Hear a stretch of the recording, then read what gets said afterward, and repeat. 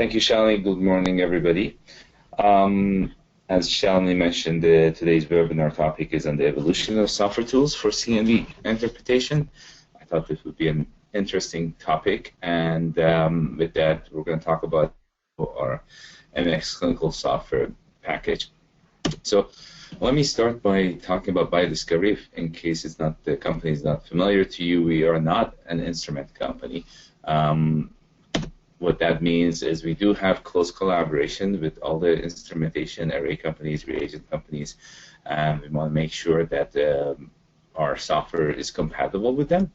But at the same time, our focus has not been on creating a better array system or instrument, but it has been on creating high-quality software regardless of the technology that's used to generate that data. So this allows our customers to use the best tool at any point in time. By tool, I mean like arrays, reagents. So if it was back arrays at one point and then became step arrays and then going to NGS, you don't need to learn a new software or establish a new database, so you can carry over with that. BioDiscovery has been around since '97, so it's coming up to close to 20 years. And about half of that time, we have focused on also on the cytogenetics market. So going to the evolution of how we got to this point, I want to talk about the good old days.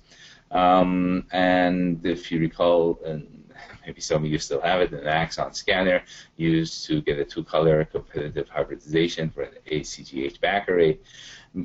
The extent of the software ended up being mostly an image analysis piece and then doing something relatively simple for visualizing the data. So this is the dye swaps of the backs. This is courtesy of a paper in leukemia from Combmetrics.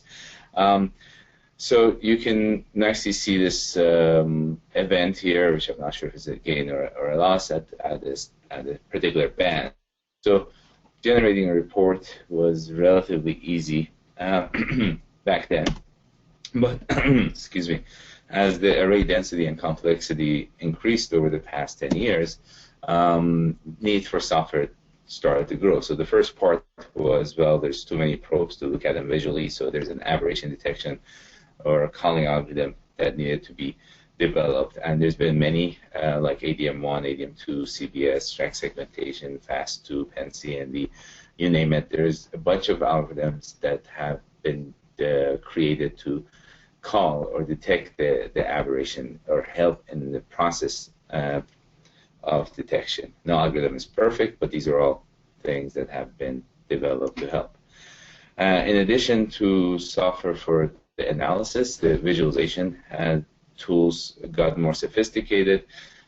So added tracks for genes, visualization of genes, or other tracks like DGV from various vendors have their own packages. And back then, this is again about 9 years ago, Nexus copy number was also used to do both the calling as well as the visualization. And all of these provided hyperlinks to various web resources, NCBI, OMIM, and things like that to look up and grab information as part of the lab's workflow.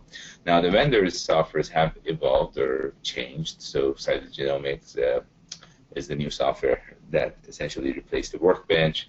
Affymetrix came up with the Chaz software. Illumina went through Courier Studio, and now with the Bluefuse Multi. Nexus copy number, in fact, hasn't changed for the past 9 years or so, and it just has evolved and has become more and more feature rich. So version 7.5 was released earlier, and now we're releasing 8.0 with NGS capabilities as well. So we've been fairly consistent with the Nexus copy number software. At the same time, the labs, in addition to having more complex arrays, they need to improve efficiency and turnaround time. And one important way to do that in the interpretation process has been to leveraging how previous cases have been interpreted. So if you've seen an aberration before, sorry, and how you have classified it, that could really help in improving the efficiency. So both within the lab and then from public repositories or other labs like ESCA project and the DGV. So how this was addressed has been through many labs use a very simple approach like the Microsoft Excel spreadsheet to keep track of their historical cases. Some labs even built in different degrees of complexity, their own little databases for previous cases. The users of Nexus copy number, in fact, use the Nexus copy number project for that, and which holds tens of thousands of samples. And other array software, array vendors like Bluefuse Multi has a basic database, CHATS 3.1, which is getting released, I think, right now. Just got added MySQL little database for that, and OGT interpret software. But other commercial tools like Cartagena came out several years back, where it's a database, a multi-user database for storing these previous cases. There is no analysis component to it, but just housing the previous cases.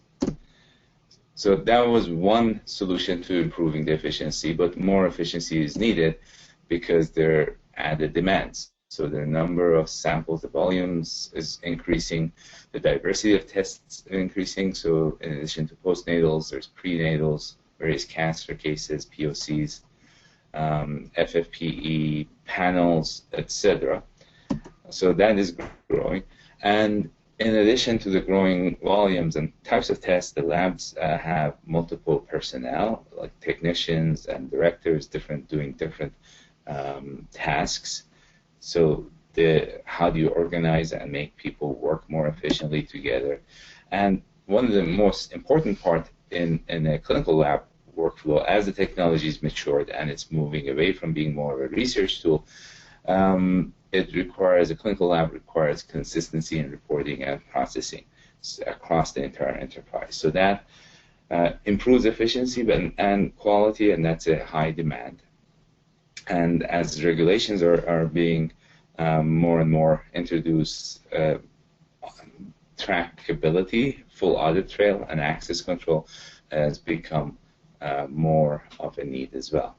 So what is out there as far as helping with these issues? Well, like I mentioned, things like Cartagena will help you with the pre-classification, associating phenotype to genotype with that part of it, but many other components here are not really answered at this current moment in time.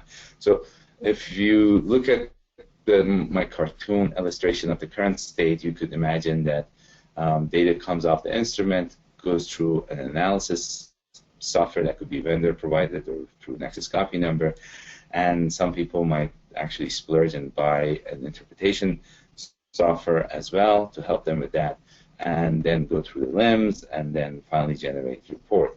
Of course, there are analysis software, including us and many other people, generates reports, interpretation software generates reports, and these things go back and forth, but I didn't want to add ultras of complexities to something that's already complex.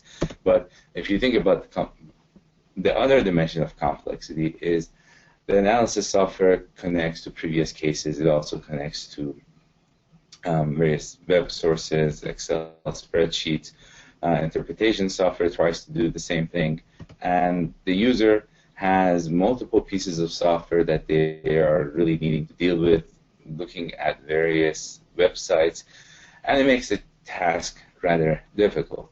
In fact, as I mentioned, the growing number of people in the lab makes this even more complicated because there needs to be a need between various components or people in the environment. So why did we develop NxClinical? Frankly, we've had a very nice and growing number of clinical labs across the globe, reaching to over 100 labs that use Nexus copy number for generating or helping them in generating clinical reports. This is a very loyal and satisfied user base, and we keep getting requests to add more features. As I mentioned, we went up to 7.5 and now going to 8.0. The software has provided an excellent, responsive, and comprehensive analysis and visualization capabilities. It has a built-in database in the form of the project, as well as a cloud-based repository in NexusDB to be able to get previous cases. But frankly, it's a desktop software, and desktop application model have serious limitations for clinical lab needs, as I mentioned before. And in a very short summary, these limitations of desktop software, which includes Nexus copy number, CHAS, various other instrument-provided tools. One thing is it has not really been designed. It cannot support multi-user collaborative environment.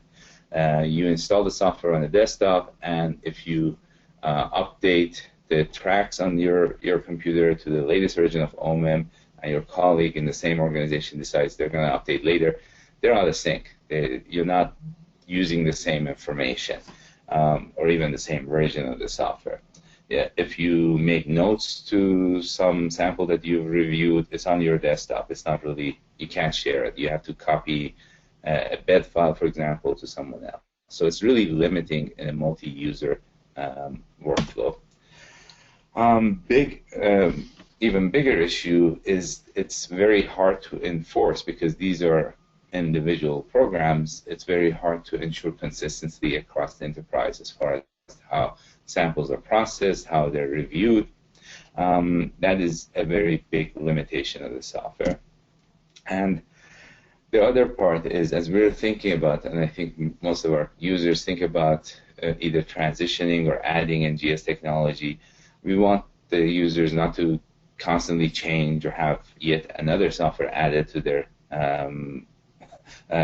pieces of software on their machine, is be able to have the same system easily transition to an NGS platform without losing the data. So because of all of that, we looked at this picture and decided, okay, we should get rid of everything here, the complexity, and just replace it with one piece of software called NxClinical that helps everybody across the enterprise and is able to take in and evolve with the new technology like the NGS technology.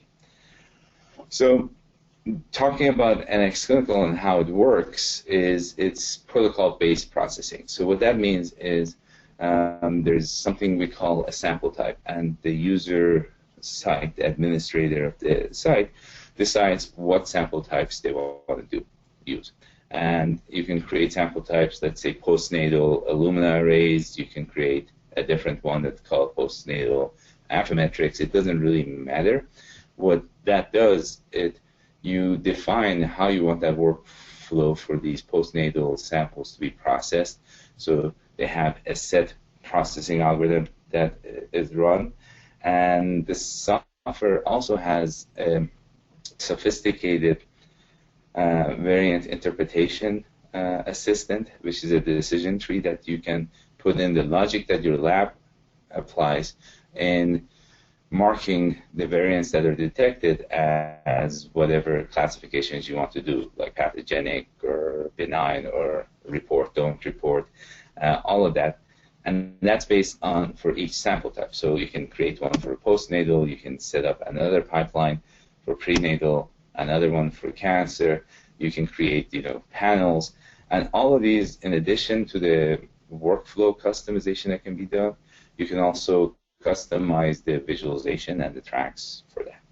So the beauty of the system at this point is all you need to do is load the samples and specify if it's what kind of a sample type it is, postnatal, prenatal, whatever, and everything else is automated. So it really helps in both inconsistency of the results and as well as the efficiency of the workflow. Talking about the VIA, or the Variant Interpretation Assistant, and this is courtesy of our customers at Aberration Molecular. Basically, you define how in your organization you interpret CNVs. So you could say, well, we first look if it's a duplication or a deletion. If it's a deletion, then we look at if it's a clinically significant region. If it is, then we look at how similar that is. So this is one way that that Combi, for example, decides to do that. But the language or the setup that we have here is quite comprehensive. You can have it based on the phenotype of the sample to the different things, based on the regions of the chromosome, based on similarity to OMEM or PlinGen, etc. So you could create a very sophisticated interpretation algorithm that consistently generates the same pre-classification and brings attention to areas that need to be looked at quickly. So the last slide here just talks about the architecture. So as opposed to being just a desktop software that sits on your computer, that's the client. But really the heart of the system is the server that communicates with all these clients and provides them access to the entire database of all the samples and helps them leverage the knowledge gained from the reviews from each other. So that hopefully was not way too fast and covered the basics of what I want to cover here. Let me see if there are any questions before I move on. I don't see any questions about that, so let me then start and show you the software itself. So here's the NxClinical. You actually need to log into the system, so I'm going to log into it as the administrator. So in case I need to show you some of the admin functionalities, I can do that. Just to be clear, in the 20 minutes or 30 minutes that I have left here, it's probably not going to be enough time to show you everything, so I'm going to try to only point to certain highlighted areas. And feel free to ask any questions so I can come back and answer them and point to them. So here's the software. Once I log in, I get an interface much like Google because all the samples are now in the database. I can query the samples. I can search for the sample by a number. So I can say, okay, give me sample 17, and it brings it up. Or I can do more sophisticated queries. But I wanted to show you or start up by going through a typical workflow. So let's say I'm the user that is tasked to load data into the system. Now, in this way, you can have different people doing different things. So the user that's going to load data into the system comes in here and says, okay, I have now a bunch of samples, and there are what sample type. If you recall, I said you can configure, or the admin configures different sample types, and maybe I have an example here, which is a Illumina 850K constitutional case. So that's a sample type. And I click plus, I find where those samples are. So hopefully I didn't delete it. There it is, demo. And I click it. Now, of course, that person can load up 100 samples and do the same thing. You can also have the patient name, other types of things all loaded. But I just want to show a very quick demo. Then I can do a upload and process. You can see that sample just got uploaded from my client onto the server, and it's being processed on the server. So that could be the job of one person, just to upload that. We could even automate that process. If I wanted to find that on the server, I can just say, okay, pending, because it probably hasn't finished processing it. So what the server is doing now, and I just queried for anything that's pending to be processed, it says, okay, that sample, demo sample, is pending to be processed by the processing server. It already knows what kind of a sample type it is and what is the allowed processing type, with what settings this needs to be processed. So, so it's no longer shows up because it's no longer pending, so it's gone. Now, if I want to find it, I can look for it by typing the name, say, okay, demo. The usual workflow, though, is, as you can see, this sample is in a null state. So if I'm the technician that now needs to find all the samples that have been loaded and processed, I can just come here and on the workflow stages query for those samples that have not been reviewed. And if I do that and remove this one, you can see I have a lot of unreviewed samples, so I'm not going to do that. So let me just find the demo sample. And the other thing you can notice is that the automatic pre-classification rule has been applied to this. So the software has already, in addition to identifying the aberrations, has already detected that there is one potentially pathogenic event in this sample, and a couple of WUS variants of unknown significance, and a few benign cases. So if, and we can take a look at this in more detail. Before doing that, I wanted to show this sample info. So this is the information about this sample, and you can change the display name or add patient name. As I said before, all this can be brought in from an Excel file too. But and you can create link samples of family relationships and look at trios. But if you had some phenotype, so this is a postnatal case, and if you had some phenotype, you have access now to the entire HBO, Human Phenotype Ontology database. And let's say this sample had an intellectual disability, and let's say I also want to add speech delay to this. So I can add these phenotype data to this sample. And you can see later the software actually leverages this information in prioritizing what regions are potentially related to the phenotype. So if I click on the sample name, it will launch a new tab, as you can see up here, the demo sample here. And this is the single sample review screen.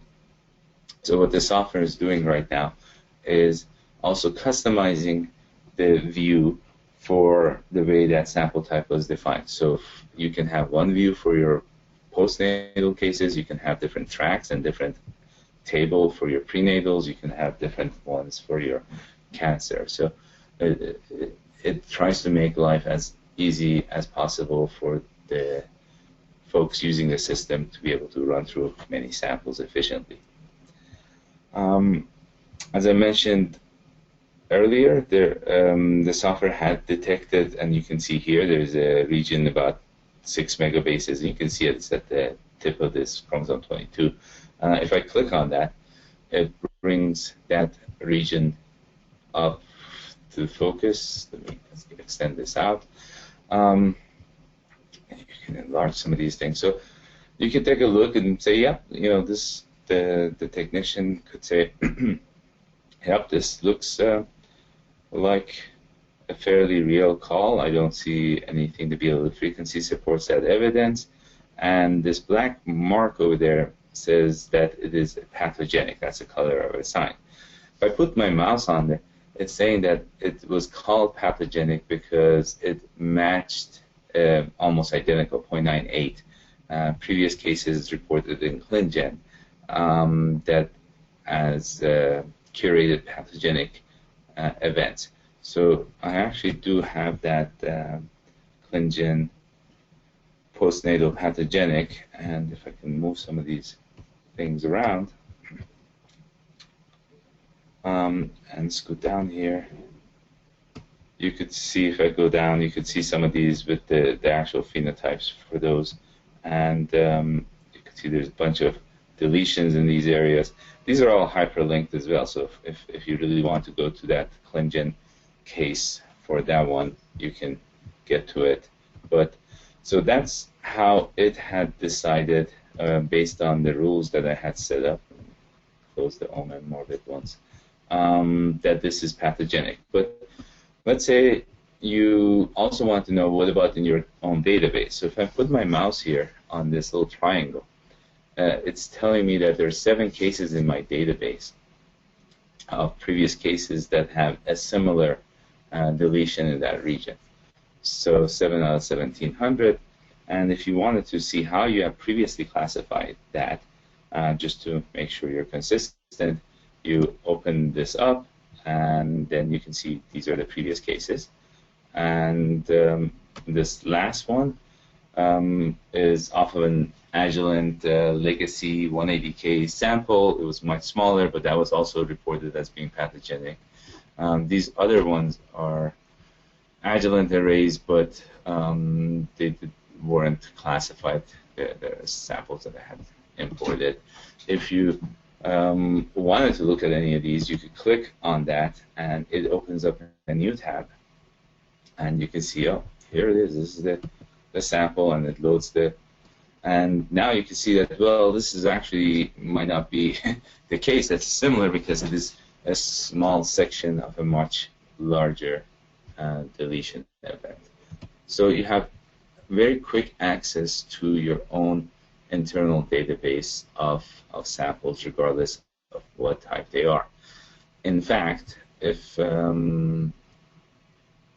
what I mentioned was it's finding similar cases. So if I go in here and say, well, don't worry if they're similar or not, just remove that filter by unchecking this. If I put my mouse over here, now it's saying there's 54 cases that have a loss in that region. So if you look, you can see there's all sorts of small and big and all sorts of crazy things.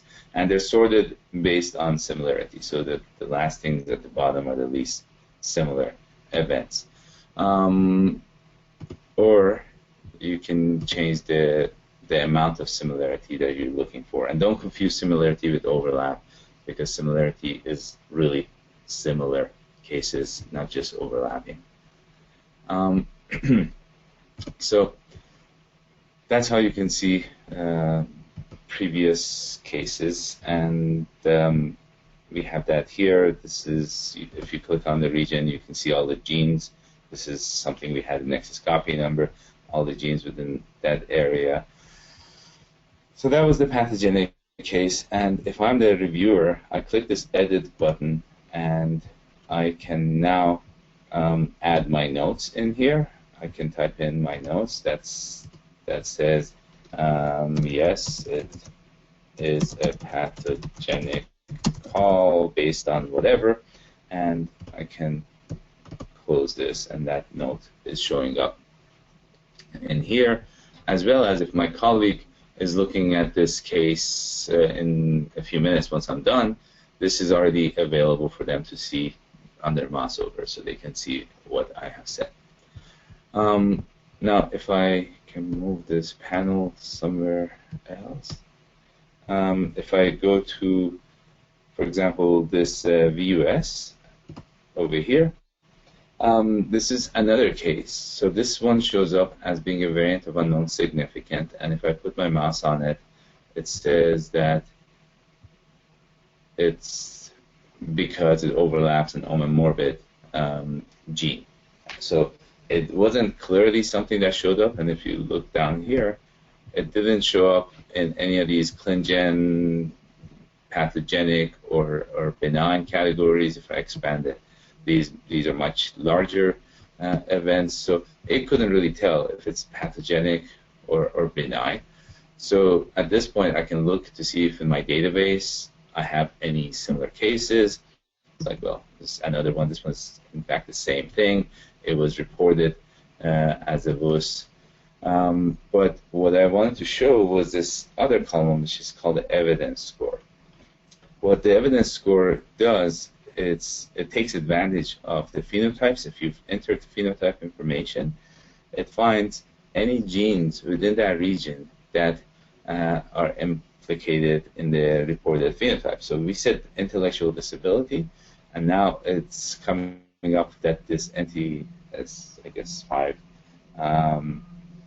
C2 gene has been implicated in intellectual disability, and it's over here, and you can read more about it. You can look at the gene here. You can click on it and go to various sites if you wanted to.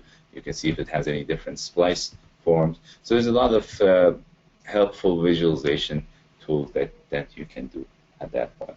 So the person whose job is maybe to look at these cases, they can go through, they can look at these and says, oh, this one's likely benign. Why is it likely benign? Because it doesn't overlap anything. It's in a gene desert area, and there are how many similar cases? Well, there are 7 similar cases. They've been reported the same way. So once that person, something else that the initial tech review usually does is also to look at the whole genome. So they can, many labs like to still look at all the probes to make sure there's no mosaic events or something like that. Maybe let's say this tech here decided, oh yeah, I see there is a seems to be, let's zoom into that area and say, oh, there's a mosaic gain or loss. So they can go, in fact, to that chromosome, let's say chromosome 5, and decide here that, you know what, I think there is this region is a gain event. So they can add that manually. What happens is right now it says it's unclassified and manually created by this this person, whoever was that logged in. And you see it took about, I don't know, a few seconds, and now there's that black line showed up, and the classification changed to automatically to pathogenic. And you can see now, if you go over it, why is it pathogenic? It's essentially because there's one of the rules that I've set is that anything bigger than 10 megabases gain or loss is marked as pathogenic, and this one is like 50 megabases.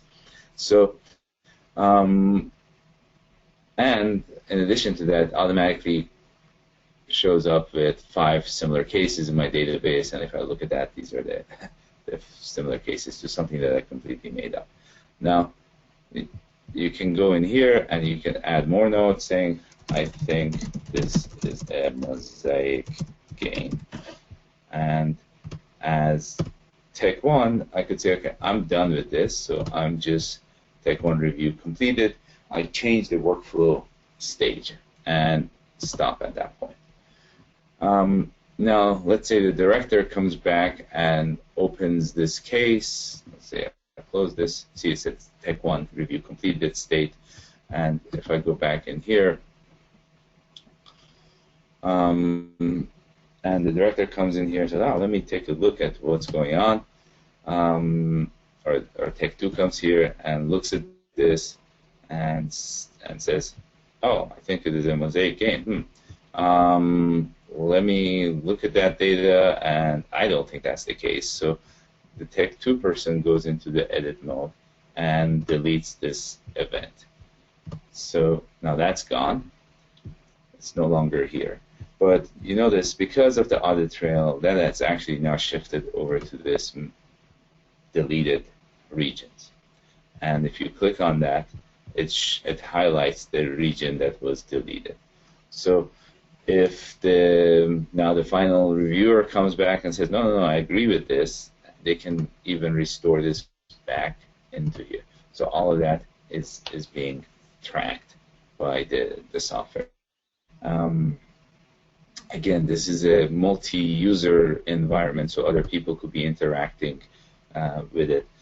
But hopefully, as you can see, it's very automated and protocol-driven, and allows you to quickly go through the case. And now to generate a report, we have many different ways that the user can generate reports from the system. I know many vendors put in, you can put in your logo and nice report, and not many people really use that. So we decided not to go down that route directly. We have 3 different types of reports that you could generate from that. So one would be you can export this table, and you can customize this table in many, many different ways. You can add this, and you can add and remove and move things around what you want to include in the table report. And then click this button, and export this out as a tab delimited text file. So that's one way, and suck that into your LIMS to generate a report. There is also a report tab here where the contents of this table is shown in more of a report, and this can be cut and paste, and it's also hyperlinked. So if you click on this one, it takes you over to that area. It shows you how it was classified, and if you had like certain genes on it, the almond morbid genes in those regions will show up. These are also hyperlinked. So it's more of an interactive HTML type of a report, but at the same time you can cut and paste anything from here. And finally, the third method of generating a report is clicking this button up here, and it will generate a PDF report that the admin can customize for each different sample type, saying what things to include or not to include within the report. And actually, it looks to me like I didn't customize this very well, so it's going to be a long report. But you can put in different figures like the overview if you want to include the log ratio plots, if you want to include all the processing settings, and then pictures of variants, events, and tracks. So this is all customizable as far as what tracks to put in, what if they only show pathogenic or show all events. And if I go to the bottom, for each event, you can also customize what information to put in. We call this more of a technical report rather than something that you want to hand over to your clients. So this was the part that I want to cover as far as a quick end-to-end. The software also allows you to visualize trio samples, so you can look at the trios, the father, mother, and the affected child, or if it's cancer, you can have, cancer normal or metastasize, and at diagnosis, you could do that. And I'm going to stop this. I do want to allow more time for Q&A. So last thing I wanted to talk about is maybe how the general query works here. So the general query here lets you put in anything. So you can put in things like I'm looking for those samples that have a gain of orexin 1 and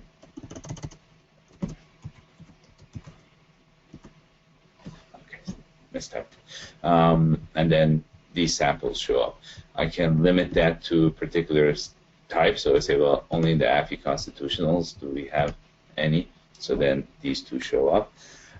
You can also say, well, I want to find any sample that has certain phenotype. I can put in the phenotype of that sample. So it's a very easy way for you to identify cases for review. There are many things in here that I would like to talk about, but I think at this point I'd rather stop and answer some questions and then go from there. So let me see, because I noticed from here it's flashing that there's a couple of questions. So let me see what the questions are. And feel free to type in if you have any particular area you want me to show. So the first question is, do you update annotations and tracks? How is that handled? Thank you very much. That's a great question. One of the big things that we introduced, big features that we introduced in the latest version, Clinical 2.1, is the ability to automatically update the tracks and annotations. So it connects to the server and comes up. So I actually have updated most of my tracks except these guys, but the ones in red are, since I'm the admin, I can do this. The typical user will not be able to do this. And this is very important. This goes back into what I said earlier, that you don't want to have different people have different tracks at the same time. So if as admin I decide, okay, I want to update all the OMIM tracks, I click that and I update it, and then next time anybody logs into the system, their OMIM track is updated, so everybody has the same version. So we are curating all of the OMIM and ClinGen and cancer tracks that we monitor for updates and make them available as soon as they get updated, so the admin can set a policy that they want to update these every month, every week, every quarter, and that is done. The next question is, can different users access the same data at the same time? What happens if two people make changes? Okay, great. So because it's an enterprise system, if you have multiple people working with the system at the same time interacting with it, as you noticed before, there's no problem. People can look at the same sample at the same time, but two people cannot edit the sample. So if one person goes into edit mode on a sample, it tells other people they cannot edit it until that user is done. So this helps ensure consistency of the result. Next is, what is the database required? So the database that we have is a custom NoSQL database, which scales quite well. And the nice part about it is you can run it on, like I'm doing on my laptop, or it can be on a very large in-house server, or it can be put on a cloud. So it's a very flexible deployment. Another question here is, does it support the Illumina cytosnip 850 bead array? Absolutely. Actually, I think the one I was using as the demo was the 850 K array. As you can see, they're all over the place. So either generated through the BlueFuse data or directly through Illumina. Where's that? So it's here, and I have some cancer samples. So if I want to query, these are 56 samples that are off the 850K array. But in addition to that, it supports pretty much any platform, Agilent, Affymetrix, Illumina, etc. All right, so I think that was good going through those questions. Feel free to add some more, but I do want to give Shalini a chance to put up the polls, a couple of quick polls. Great, thank you very much, Dr. Shams.